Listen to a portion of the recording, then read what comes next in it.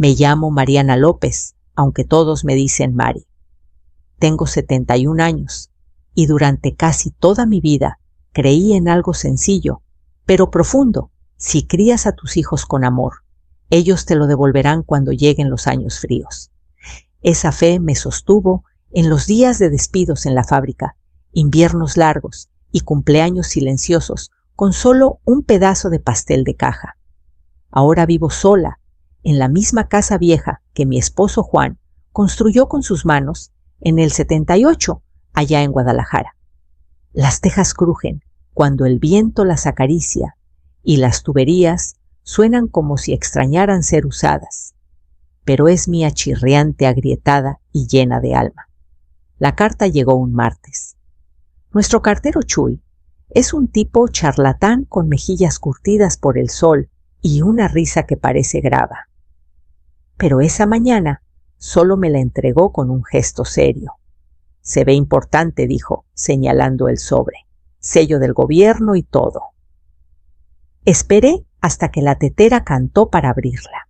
Adentro un papel blanco, demasiado limpio, para una mesa de cocina, que aún olía a cebolla y aceite de limón. Leí la primera línea 3 veces, algo sobre un proyecto de desarrollo, luego expropiación, y finalmente ese número. C3, 500,000. Lo leí otra vez. Ese pedacito de terreno detrás de la casa, la tierra donde Juan sembró maíz y donde aún veo las huellas de sus botas en el polvo, lo estaba comprando el municipio. No lloré, no grité ni entré en pánico. Solo me quedé ahí con la mano en mi taza desportillada, pensando en qué habría dicho Juan. Seguro algo como: al fin la tierra pagó su deuda. Ese era su humor. Doblé la carta y la guardé en mi recetario detrás de la página del pozole. No se lo conté a nadie, ni siquiera a Lupita, mi vecina que trae té de Jamaica, cuando el calor nos hincha los tobillos. Esa misma noche, mi celular se iluminó con un nombre que no veía desde Navidad. Alejandro, mi hijo, mi muchacho de manos callosas y mente inquieta. Contesté despacio, dejando que mi voz encontrara su firmeza. Hola, mamá, dijo. He estado pensando... No deberías estar sola allá. Apreté el teléfono un poco más fuerte. Podrías quedarte con nosotros un tiempo. Sofía y los niños estarían felices de verte. Ya es hora de que dejes de vivir tan lejos. Y así sin más, dije que sí. Porque a veces solo hace falta una voz cálida que te diga ven a casa. Aunque ya no sepas qué significa hogar. No empacé mucho. Solo una maleta café con un cierre roto y un asa de tela descolorida, la misma que Juan y yo llevamos a Puerto Vallarta para nuestro aniversario, cuando mis rodillas aún se doblaban sin quejarse. Doblé 3 vestidos, 2 suéteres y metí mi Biblia entre ellos como si fuera un marcador frágil. En el bolsillo lateral guardé la carta, la que tenía el número que aún no sentía real. C3 500,000. No se lo dije a Alejandro, todavía no. No porque no confiara en él, al menos no al principio. Simplemente no parecía algo para soltar por teléfono. Y la verdad necesitaba sostenerlo en mis manos antes de que alguien más decidiera qué significaba. Sofía me recogió en la terminal de autobuses en Monterrey. Manejaba una camioneta plateada que olía a toallitas de bebé y comida rápida. Llevaba el cabello recogido en una coleta tan tensa que no se movía un solo pelo. No me abrazó cuando bajé del autobús. Solo abrió la cajuela y dijo, déjame ayudarte con eso. Sonreí de todos modos. Gracias, corazón. El camino a su casa fue callado, lleno solo del leve tamborileo de las uñas de Sofía en el volante y una estación de banda sonando bajito. Miré por la ventana, viendo cómo los campos se convertían en colonias, luego en fraccionamientos con buzones idénticos.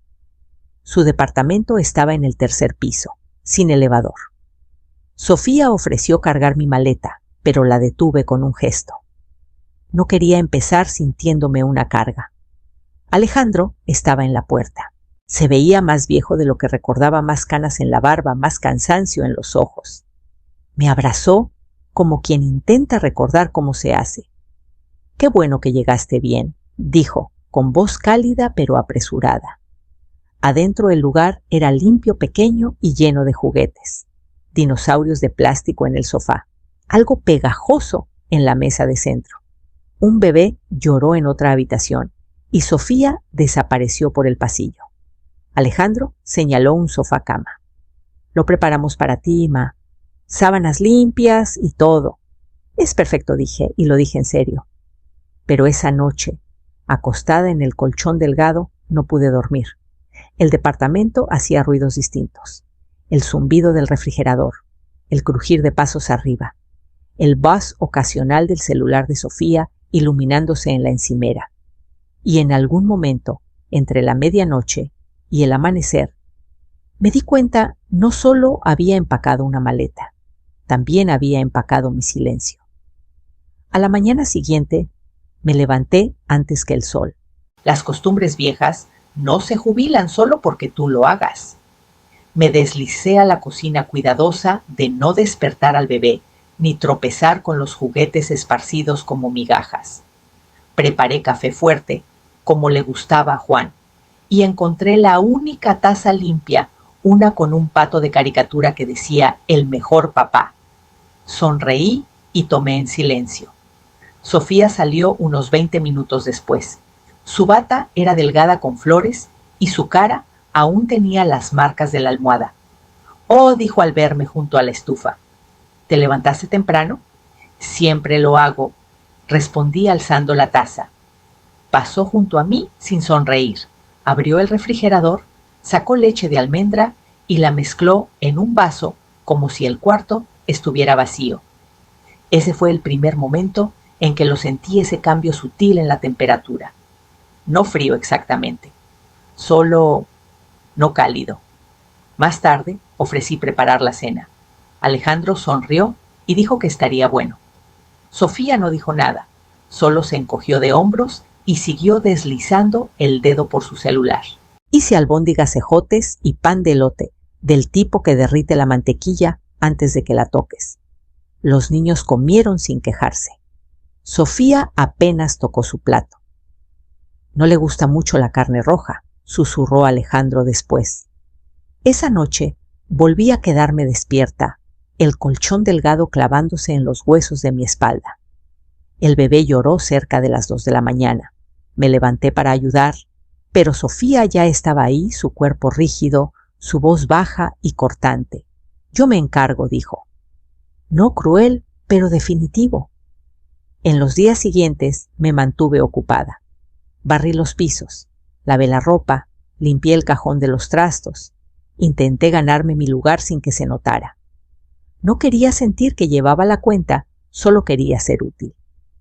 Pero la ayuda solo es bienvenida cuando alguien la quiere.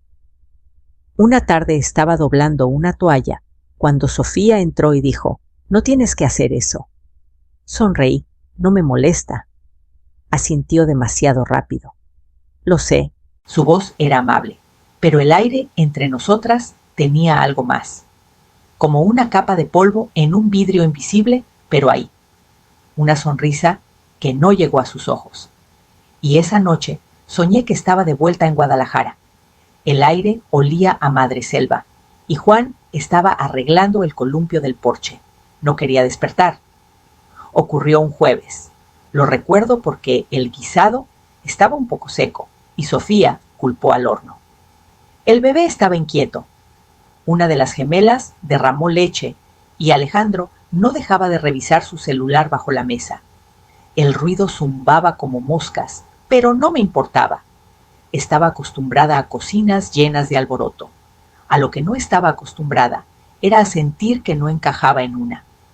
«He estado pensando», dije entre bocados de arroz.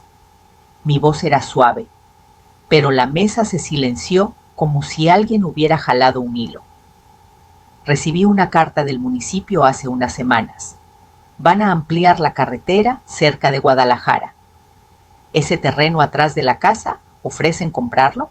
Alejandro levantó la vista dejando de masticar. La mano de Sofía quedó suspendida sobre la charola del bebé. ¿Cuánto? Preguntó con tono neutro. C3 500,000. Alejandro soltó un silbido bajo. Eso es más de lo que pensé. Sofía se recargó en la silla. Su sonrisa llegó rápida y demasiado pulida.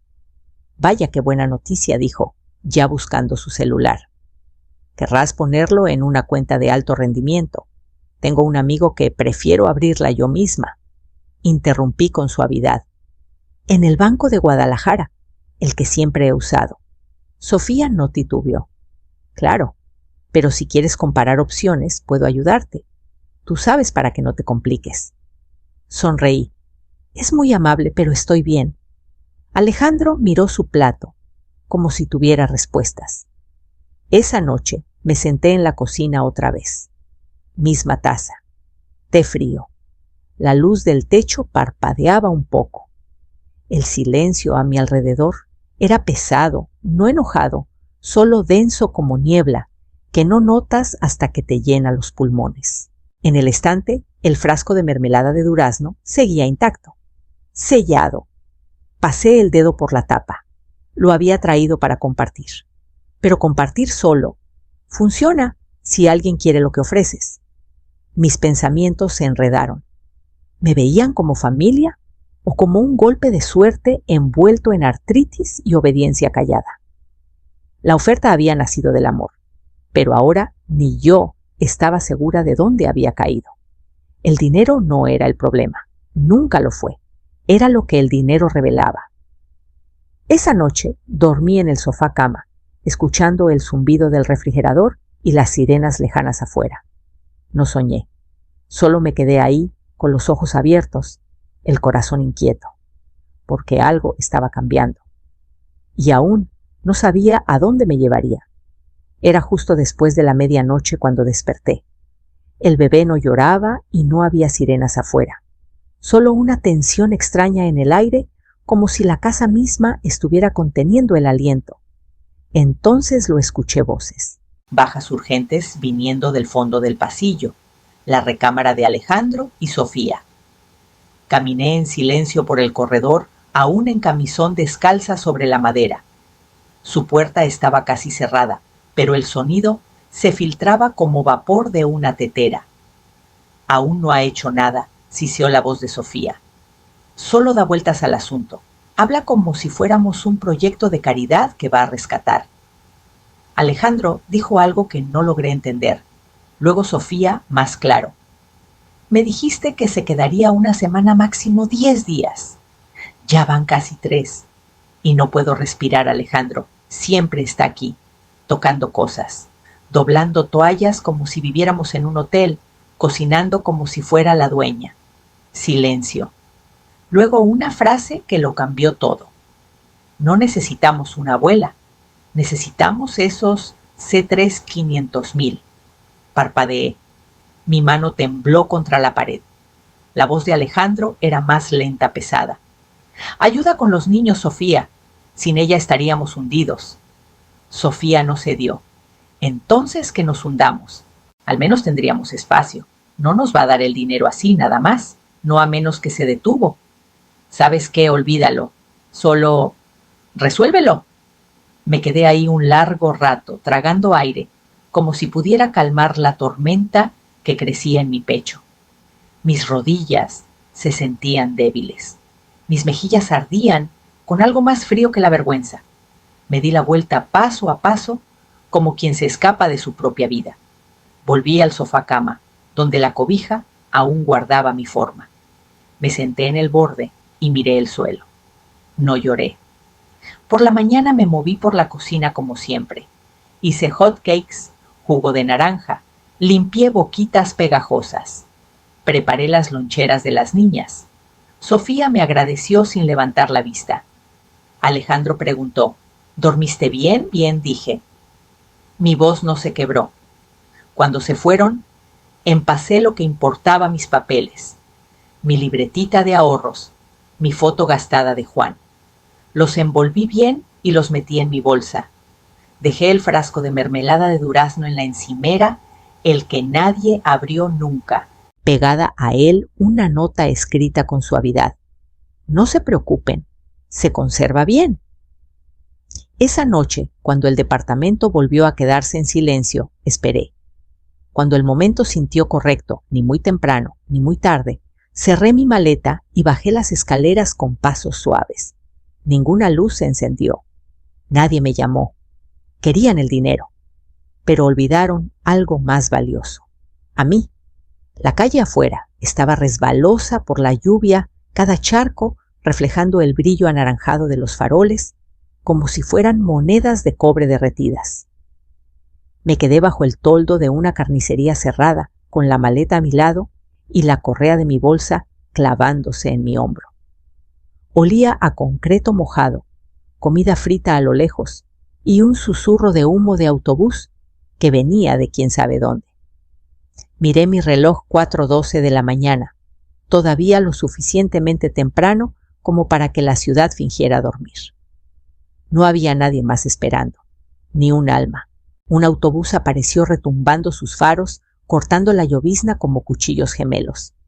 Los frenos chirriaron cuando se detuvo cansados, metálicos, impacientes. La chófer, una mujer de mediana edad, con una gorra negra, me dio un leve gesto. Sin preguntas. Me agradó por eso. Encontré un asiento junto a la ventana a mitad del camino. Mi maleta se deslizó bajo mis piernas. Mi bolsa siguió apretada contra mi pecho. Las costumbres no se borran en una noche. Afuera la ciudad se desvanecía en fragmentos brillantes, vitrinas oscuras, gatos callejeros, letreros parpadeantes a medio iluminar. Las barredoras pasaban como fantasmas limpiando las huellas de la noche. Mantuve los ojos abiertos tanto como pude. Cada kilómetro parecía un hilo que se soltaba del enredo que dejaba atrás. Cuando finalmente parpadeé, más tiempo que un suspiro, apoyé la cabeza contra el vidrio. Las vibraciones se colaban en mi mandíbula. Pensé que podría llorarse, pero las lágrimas no llegaron. Se habían secado la noche en que escuché a Sofía decir que no necesitaban a una abuela.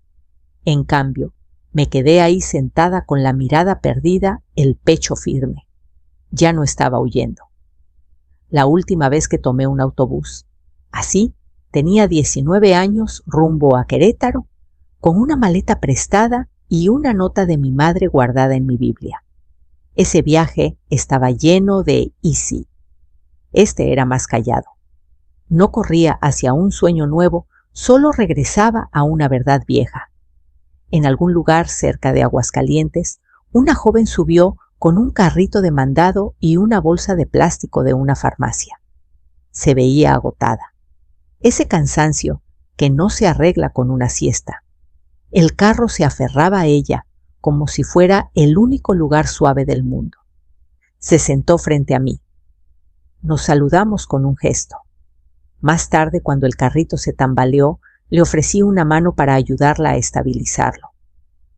Ella murmuró un gracias y asentí de nuevo. Me vi en ella. Hace 40 años con otro vestido, pero la misma mirada. Me quedé dormitando después de eso. El zumbido del motor se convirtió en una nana propia. Cuando abrí los ojos, el sol comenzaba a sangrar en el horizonte. Un dorado suave se derramaba sobre los campos de maíz.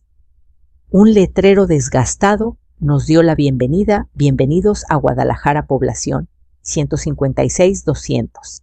Mi pecho dolió. No de tristeza, de alivio. Guadalajara no había cambiado mucho. Ese era el consuelo. No todo sigue adelante sin ti. Cuando pasamos por la calle de la tortillería de Don Pepe, me enderecé. Este lugar me había visto pobre, orgullosa, casada, viuda, fuerte. Y ahora me vería regresar entera. No gastada, no descartada. Mía otra vez. Guadalajara no había crecido tanto en las décadas que estuve fuera. Una nueva tienda de conveniencia estaba donde solía estar la mercería de Doña Rosa, y la iglesia de San José por fin cambió el tejado que se filtraba cada Semana Santa. Pero en general era lo mismo. Las mismas banquetas agrietadas, el mismo perro callejero cojeando cerca de las vías del tren, el mismo aire que olía a tierra húmeda y humo de leña. El taxista, un muchacho joven, amable, callado, me ayudó con mi bolsa, pero no dijo mucho más que: «Es un buen pedazo de tierra el que tiene ahí». Asentí más por costumbre que por orgullo. La casa apareció despacio, como lo hacen los recuerdos. Fachada grisácea y deslavada. La lámpara del porche apagada desde hace años. Una contraventana colgando como pestaña torcida. Pero el roble del jardín seguía erguido, con los brazos abiertos, como si hubiera estado esperando. Me quedé en la orilla del camino de grava mirándola. Por mucho tiempo no me moví. Cuando finalmente avancé, el porche crujió bajo mi peso. Una tabla se partió. La puerta estaba dura, pero cedió.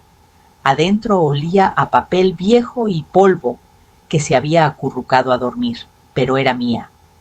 Abrí las ventanas. Dejé que el aire respirara. Pasé la mano por la encimera de la cocina, por el laminado astillado y el fregadero con manchas de óxido.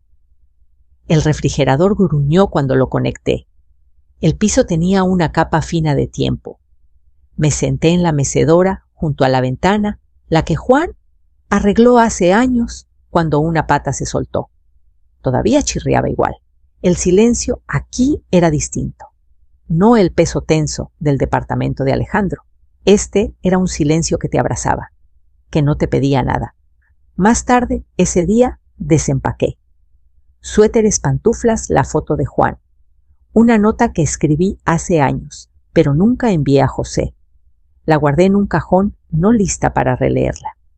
Preparé té en la estufa parada en el mismo lugar donde alguna vez hice enchiladas para 3 niños soñolientos antes de la escuela.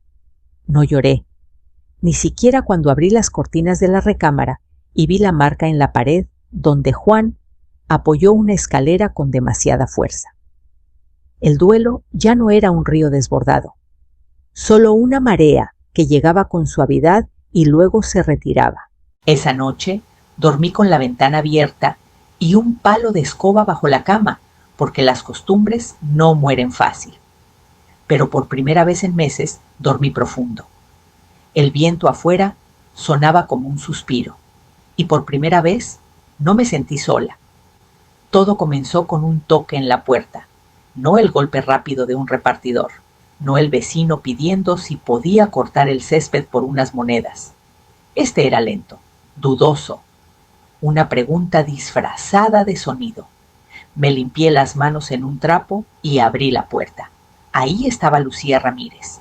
No habíamos hablado en más de 20 años. El tiempo había convertido su cabello castaño en plata, encorvado un poco sus hombros y afinado su mirada. Pero era ella, mi vieja amiga, la mujer que me enseñó a estirar un caldo de pollo y a remendar unos jeans sin que se note la costura. Mariana dijo con una sonrisa suave en los labios: «¿De verdad estás de vuelta?» «Aquí estoy», respondí. «Pasa, Lucía». Cuando cruzó el umbral de la cocina, fue como si ambas retrocediéramos en el tiempo.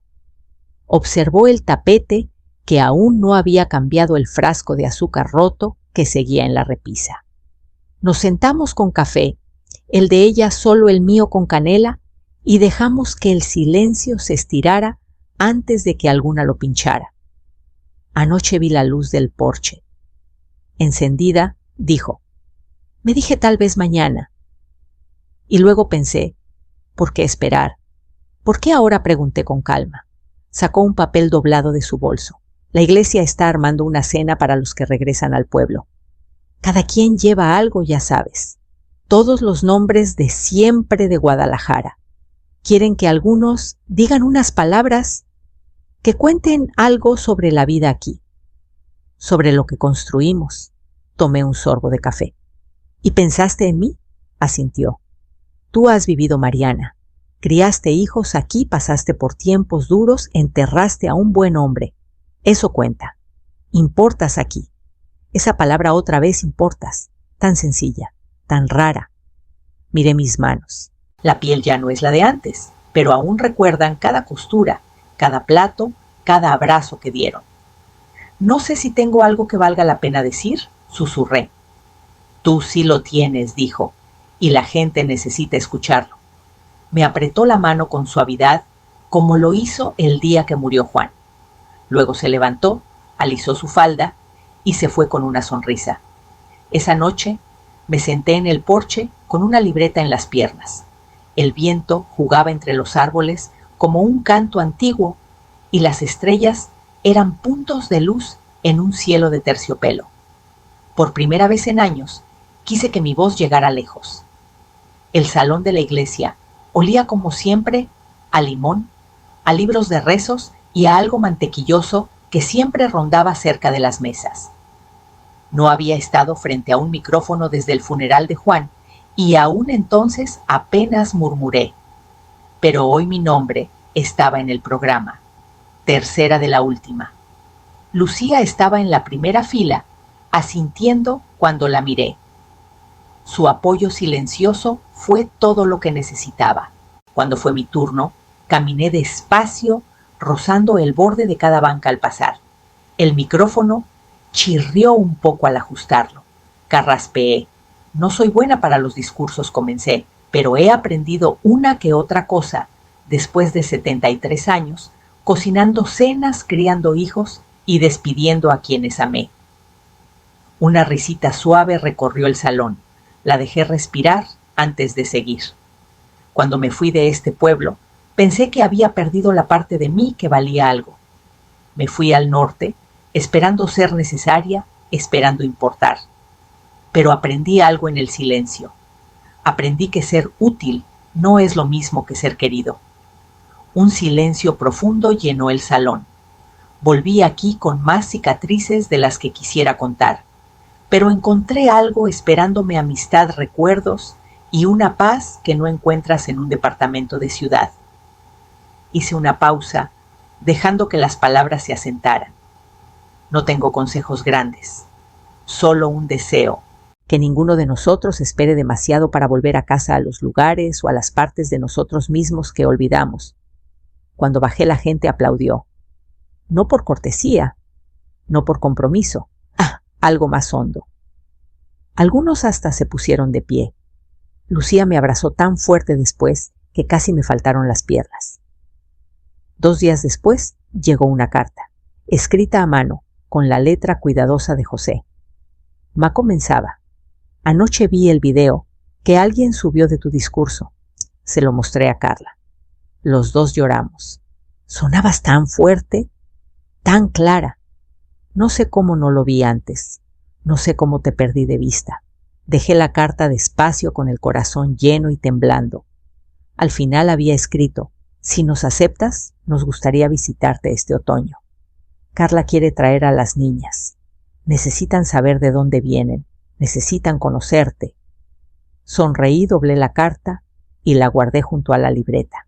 Ya había dicho mi verdad. Ahora por fin estaban escuchando.